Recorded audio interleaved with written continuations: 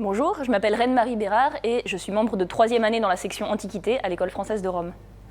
Moi je suis archéologue et j'ai suivi pour cela un parcours assez varié avec une formation à la fois en lettres classiques, en histoire et en archéologie, notamment à l'université Paris 1 Panthéon-Sorbonne.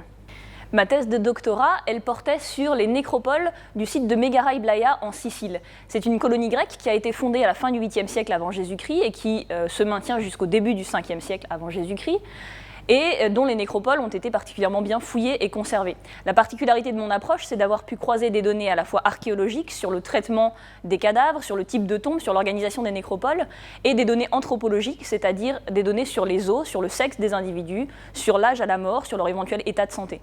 À partir du croisement de ces données, j'ai proposé un certain nombre de conclusions sur l'organisation de la cité, la vie de la cité, et les pratiques funéraires en Sicile à l'époque archaïque. Être à Rome, pour moi, c'était particulièrement important parce que le site de Megara Iblaia, c'est un site qui est fouillé par l'École française de Rome depuis les années 50. Toutes les archives de ces fouilles, elles sont aujourd'hui conservées ici.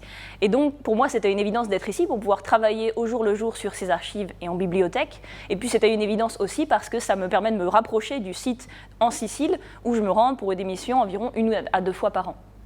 Outre mon travail de recherche personnelle à l'École française de Rome, je suis aujourd'hui représentante des membres au comité éditorial de l'école française. C'est un comité qui se réunit tous les mois, qui réunit l'équipe de direction de l'école, de la bibliothèque et des publications pour décider de la politique éditoriale de l'école, pour présenter les manuscrits qui ont été proposés et décider des premières réflexions de ce qui va être publié. Le rôle du représentant des membres, c'est à la fois un rôle de greffier, c'est-à-dire d'enregistrer ces séances et de permettre de les archiver, et c'est aussi un intermédiaire qui peut donner l'avis des membres sur certains points ou au contraire reporter vers les membres les décisions qui ont été prises pour que tout le monde en soit tenu informé.